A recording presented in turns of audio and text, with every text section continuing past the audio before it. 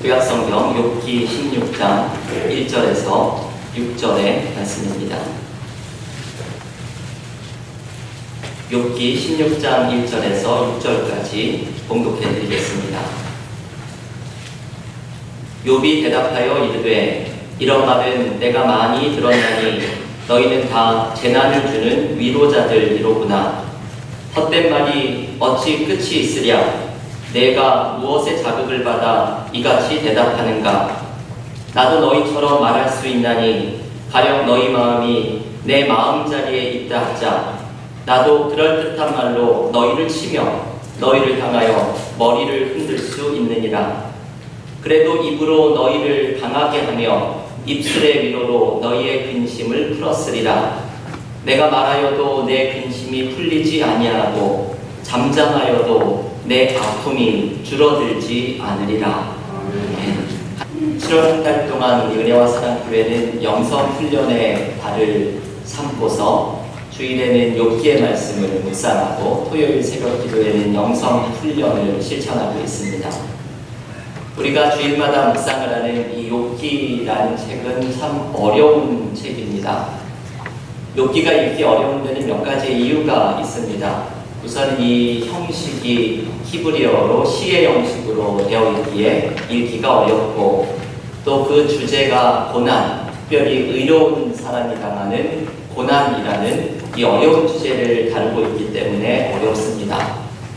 특별히 욥기가 읽기 어려운 이유는 3장부터 37장까지 욥과 친구들의 기나긴 대화가 특별히 읽기가 어려운 대목입니다. 왜냐하면 이 대목에서 욥은 하나님을 향한 불평과 원망을 쏟아냅니다. 우리가 다음 주일에 이 욥의 불평에 대해서 함께 묵상을 해볼 텐데, 욥은 삶의 극심한 고난 속에서 자신이 태어난 생일마저 저주하면서 하나님 앞에 원망을 쏟아내는 욥의 이야기가 아주 많은 부분을 욥기에 차지하고 있습니다. 이 욥의 원망과 함께 나오는 것이 이런 욥을 위로하려고 하는 친구들의 이야기입니다. 욥기의 큰 부분을 차지하는 것은 이 고난 중에 있는 욥을 찾아와서 위로하려고 하는 친구들과 욥의 대화입니다. 이 고난 중에서 욥을 위로하려는 하나의 공동체가 형성이 되고 있습니다. 여러분, 이 주제가 욥기 가운데에서 꼭 묵상을 해야 하는 주제이죠. 욥과 친구들이 형성하고 있는 이 공동체 속에서 무엇이 일어나고 있는지를 묵상해야 합니다. 오늘의 말씀은 이 공동체의 영성을 함께 묵상하는 자리입니다. 욥기에 나오는 욥의 친구들의 말을 읽어보면 이들의 말이 위로라기보다는 신학적인 진단에 가깝다는 것을 발견하게 됩니다. 이 세 명의 친구들은 욥에게 저마다의 생각과 신학으로 욥의 고통의 이유를 진단하고 그 해결책을 제시하려고 합니다.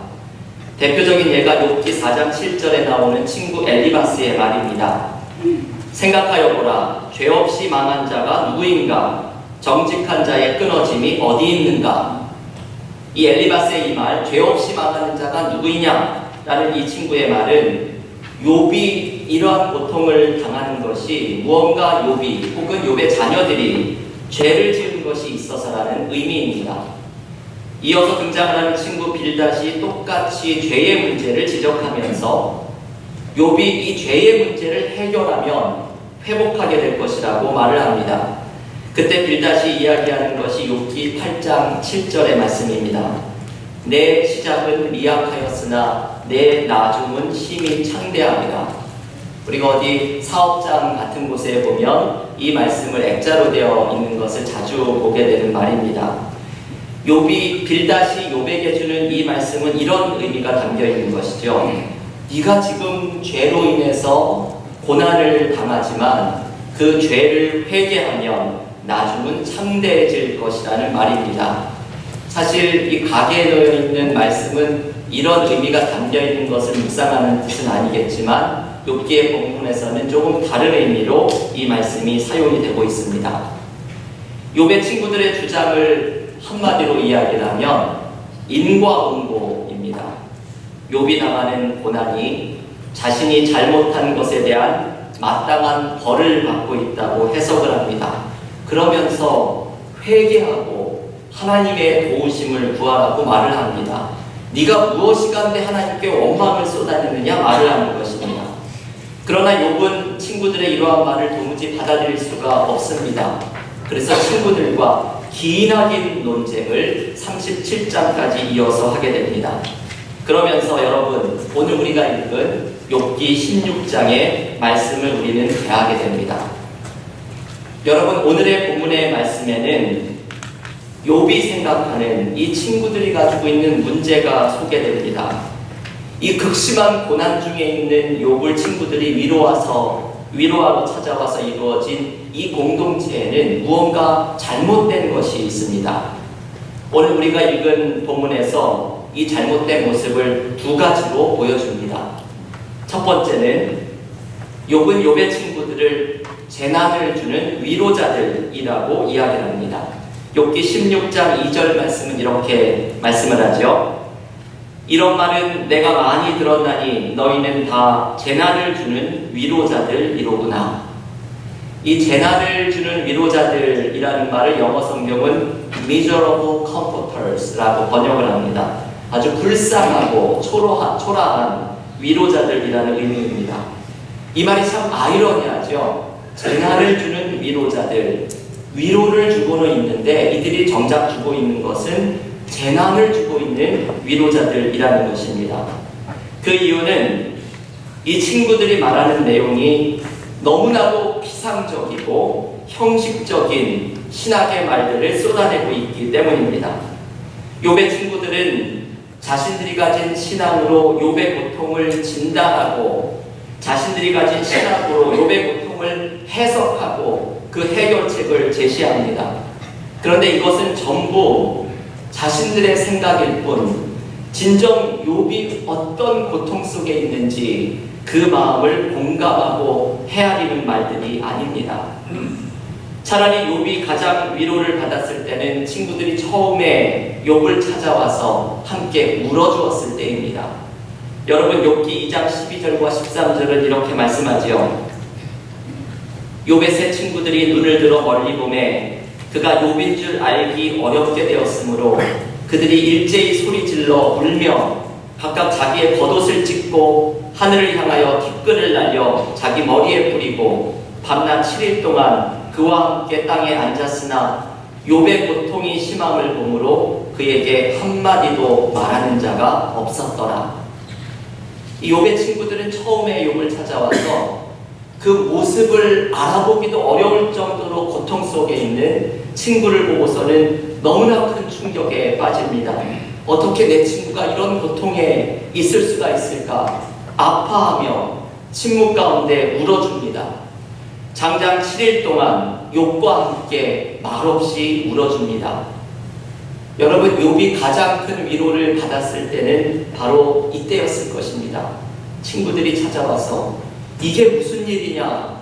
네가 너에게 어떻게 이런 일이 일어나느냐? 내 친구 욥이 맞느냐? 말하면서 그저 말없이 함께 울어주었을 때 욥은 얼마나 많은 위로를 경험하게 되었겠습니까? 그런데 이렇게 함께 울어주던 친구들이 욥의 고통을 해석하려고 할 때 이들은 재난을 주는 위로자들이 됩니다. 욥에게 고통을 더해주는 불쌍한 위로자들로 전락해버립니다. 여러분, 최고의 위로는 해석이 아니라 바로 공감입니다. 요즘 수요 찬양 예배에서 예레미야를 함께 묵상하고 있는데 예레미야가 보여준 모습이 바로 이 공감과 눈물입니다. 예레미야는 동족인 남유다 왕국이 장차 받을 고난을 미리 보면서 아픔의 눈물을 흘립니다. 예레미야 9장 1절에서 예레미야는 이렇게 기도합니다.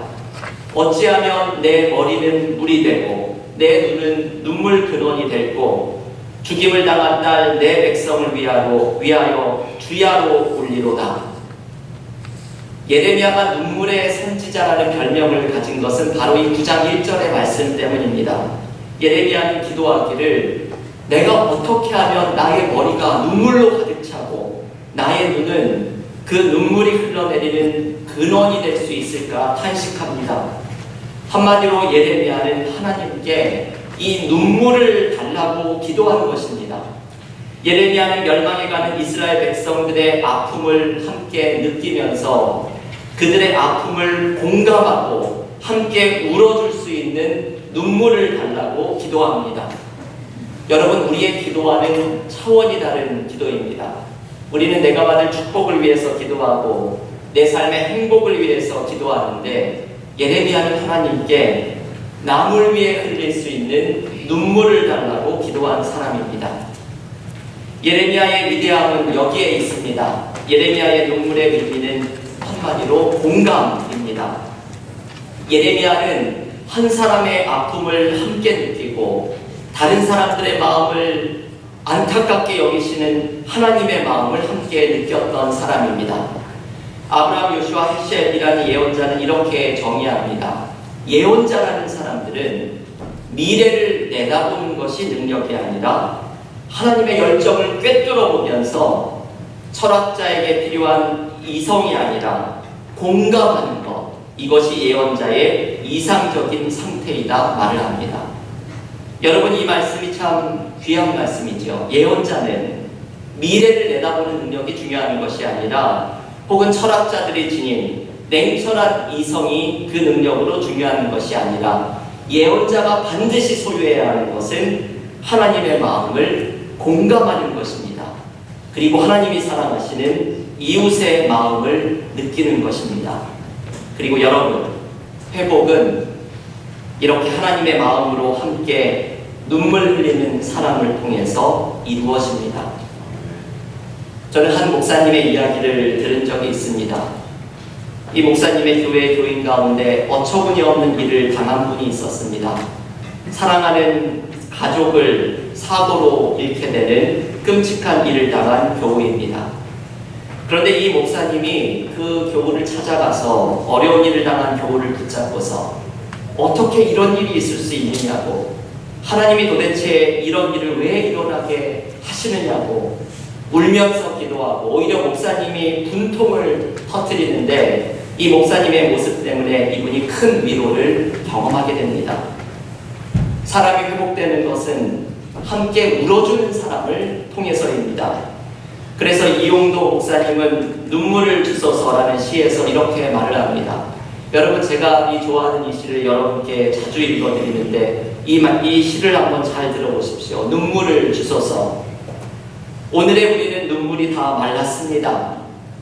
눈물 없는 것에 못된 것들만 무성하여 있습니다.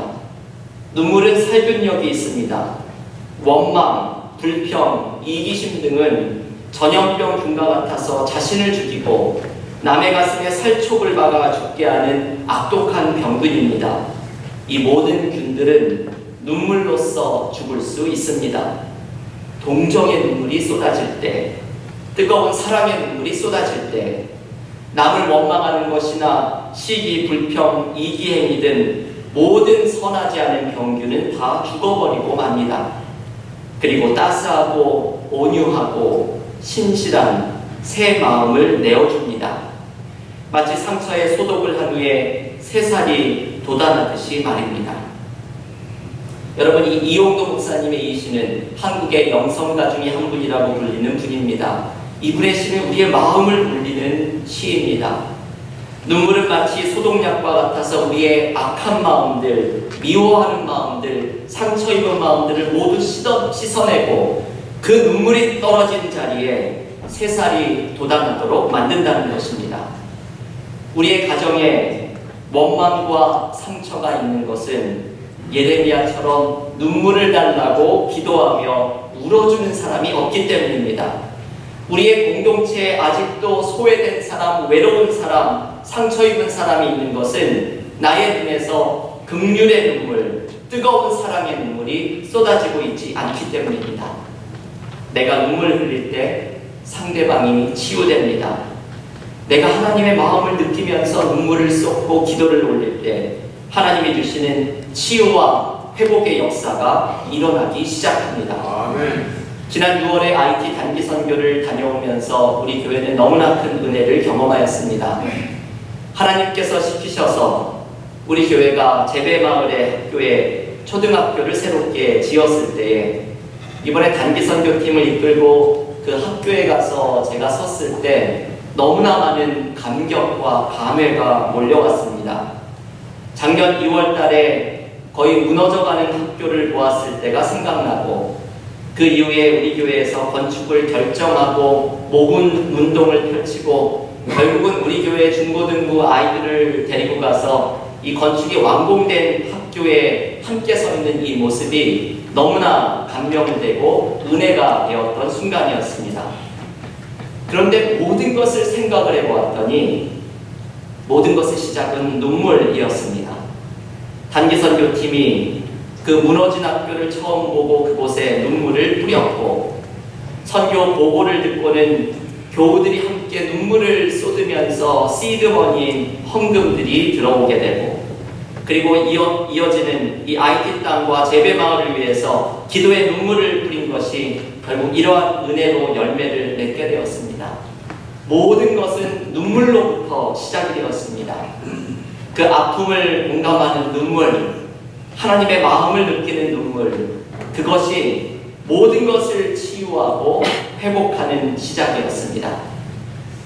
교우 여러분, 우리에게는 얼마나 많은 상처와 아픔이 있습니까? 지금도 우리의 가정 속에, 우리의 깨어진 인간관계 속에, 우리의 교회 공동체 속에 얼마나 많은 아픔과 고통이 있습니까? 지금도 우리 주변의 이웃교회에서는 갈라지고 분열하고 신음하는 주님의 몸된 교회가 얼마나 많이 있습니까? 이 상처를 회복하는 것은 바로 눈물입니다. 예레미야처럼 눈물을 주셔서 기도하면서 이 상처와 아픔을 위해 애통하며 함께 눈물 흘리는 사람을 통해 하나님의 치유의 역사는 시작됩니다. 이것을 우리는 공감의 영성이라고 부릅니다. 욥의 친구들이 부족했던 것이 이것이지요. 욥의 친구들은 재난을 주는 위로자로 전락한 것은 욥의 마음을 느끼는 눈물이 멈춰지고 이 공감의 영성이 멈춰졌을 때입니다. 지금도 우리의 가정과 공동체에서 눈물 흘리는 그 사람은 나의 눈물을 통해서 하나님의 치유를 경험하게 될 것입니다. 아멘. 내가 예레미야처럼 눈물을 흘리는 그 사람이 되어야 합니다. 우리 공동체의 고통 속에 있는 사람을 위해 내가 흘리는 눈물과 기도를 통해 우리의 가정과 공동체가 치유되고 회복되는 은혜를 누리기를 간절히 기원합니다. 아멘. 두 번째, 욥은 친구들의 말에 부족한 것은 사랑이 빠졌기 때문이라고 말을 합니다. 여러분, 오늘 보면 욥기 16장 4절에서 욥이 이렇게 말하죠. 나도 너희처럼 말할 수 있나니 가령 너희 마음이 내 마음자리에 있다 하자. 나도 그럴듯한 말로 너희를 치며 너희를 향하여 머리를 흔들 수 있느니라.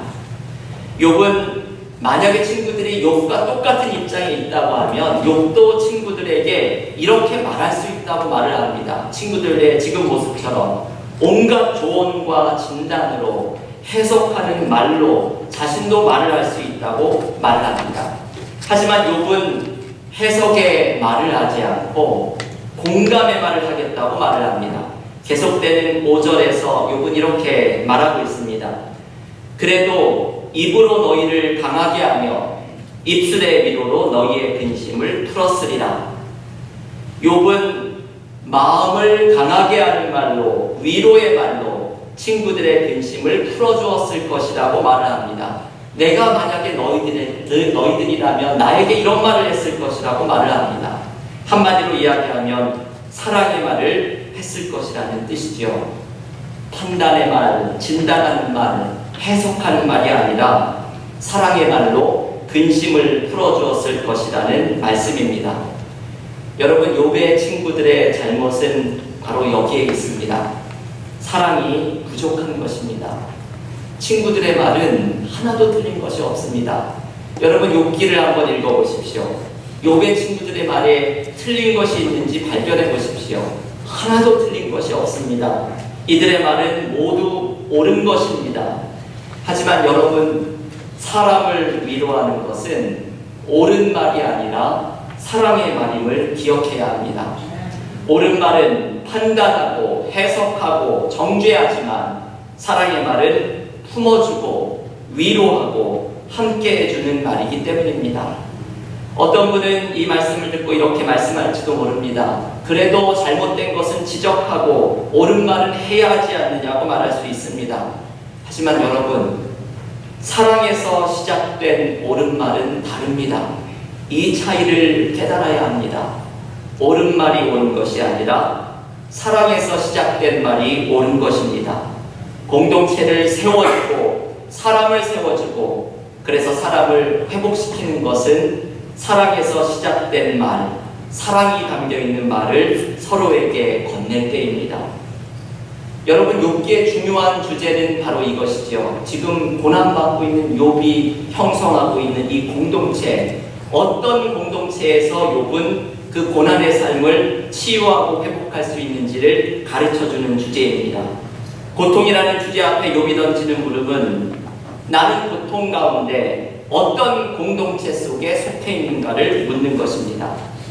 내가 속한 공동체는 공감의 영성을 실천하는 공동체인가, 사랑의 말을 전해주는 공동체인가를 욥기는 묻고 있습니다. 우리가 고난 속에서 회복되는 방법은 공감의 영성을 실천하고 사랑으로 세워주는 말을 실천하는 공동체 안에 있을 때입니다. 그 공동체 속에 있을 때 우리는 회복의 은혜를 누립니다. 우리의 가정과 일터와 교회가 공감과 사랑을 실천하면서 하나님께서 주시는 치유의 역사를 경험하는 은혜를 풍성히 누리시기를 주님의 이름으로 간절히 축원합니다.